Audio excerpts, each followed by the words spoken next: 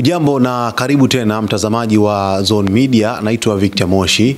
Sasa hapa taarifa niliyokuwa nayo tunakwenda kuangazia viongozi watatu wakubwa wa nchi ya Irani ambao wameuawa kwenye shambulizi la Israel usiku wa leo hii. Katika operation ya Israel ambayo imeweza kufanywa iliyobatizwa jina la Operation Rising Lion, Israel imewaua viongozi watatu wakuu wa kijeshi nchini Irani, akiwemo mkuu wa jeshi la walinzi wa mapinduzi ya Kiislamu IRGC Meja Jenerali Hussein Salami na mkuu wa majeshi ya Irani pamoja na aliyewahi kuwa mkuu wa usalama wa taifa. Vifo vyao vinatarajiwa kuleta mshtuko mkubwa ndani ya uongozi wa kijeshi wa Irani na huenda vikadhoofisha uwezo wa taifa hilo kujibu mashambulizi ya Israel, japokuwa Irani imeanza rasmi kuanza kujibu mashambulizi katika taifa la Israel.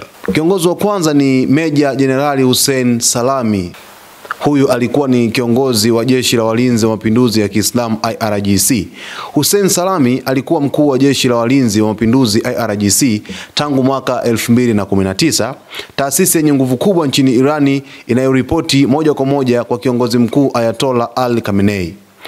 IRGC ndiyo silaha ya kisiasa na kijeshi inayotumika kudhibiti maandamano ya ndani na kushawishi masuala ya nje, hasa kupitia vikundi vya wanamgambo Mashariki ya Kati. Salami alihusishwa moja kwa moja na mashambulizi ya moja kwa moja dhidi ya Israel yaliyofanywa na Irani kwa kutumia makombora na droni mwaka jana Aprili na mwezi Oktoba, akiwa kama mratibu mkuu wa kijeshi. Mnamo Januari alionekana kwenye televisheni ya taifa akikagua kituo cha kijeshi cha chini ya ardhi kinachozalisha makombora maalum. Katika video hiyo, akiwa amevaa sare za kijani na ndevu fupi, Salami alitembea juu ya bendera za Marekani na Israel, ishara ya chuki dhidi ya mataifa hayo mawili.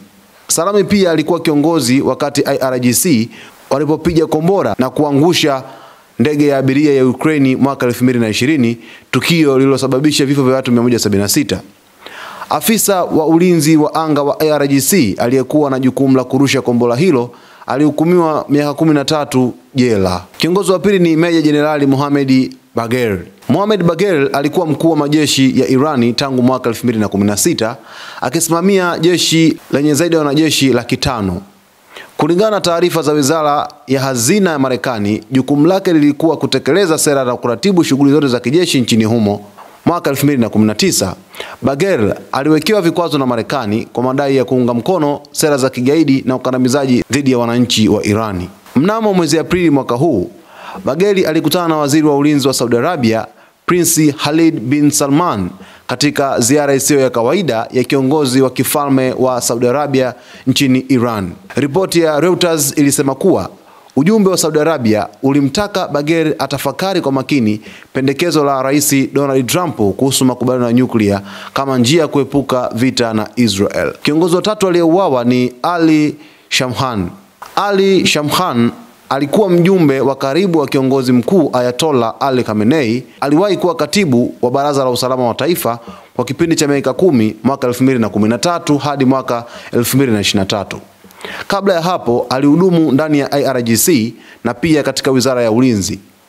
Shamkhan aliwakilisha Iran katika mazungumzo ya kihistoria yaliyosimamiwa na China kati ya Iran na Saudi Arabia, yaliyomalizika kwa mataifa hayo mawili kurejesha uhusiano wa kidiplomasia baada ya miaka ya uhasama. Ingawa alionekana kuwa nyota iliyochomoza katika diplomasia ya Iran, aliondolewa ghafla mwaka 2023.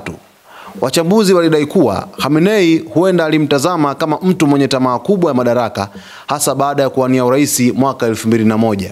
Hata hivyo, Shamkhan aliendelea kuwa mshauri wa karibu wa Khamenei na alihusika katika mazungumzo ya nyuklia kati ya Iran na Marekani chini ya utawala wa Rais Donald Trump. Katika mojawapo ya kauli zake mwezi Aprili, Shamkhan alionya kuwa Irani inaweza kuwatimua waangalizi wa nyuklia wa Umoja wa Mataifa IAEA iwapo taifa hilo litaona linatishiwa.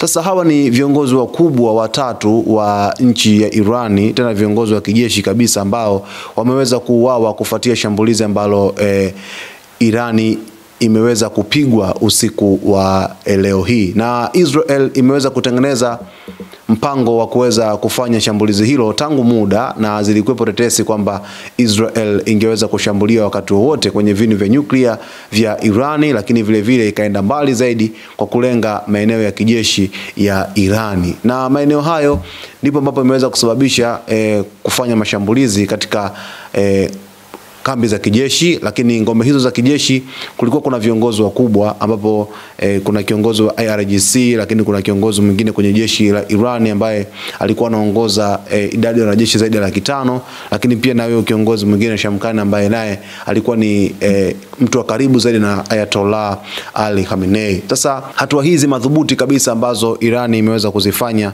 kwa ajili ya kuweza kutoa taarifa za wazi bila kuficha chochote, inaonyesha wazi ni kwa jinsi gani Irani inataka kuweza kufanya mashambulizi zaidi katika nchi ya Israel.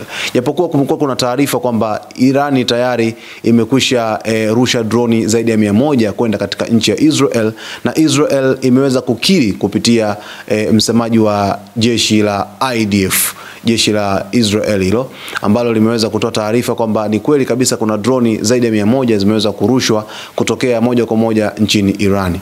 Na hiki ambacho kinaonekana hapa ni kwamba ni mzozo wa wazi kabisa ambao umeweza kutazamwa kwa namna moja ama namna nyingine. Lakini Israel kwa nini imeamua kuwaua viongozi hawa wakubwa? Kwa sababu ukiangalia vizuri, hata kiongozi yule wa IRGC ambaye ameuawa wa Irani ni moja kati ya viongozi ambao kauli zake zimekuwa ni tata na zimekuwa na vitisho vikubwa kwenda katika nchi ya Israel.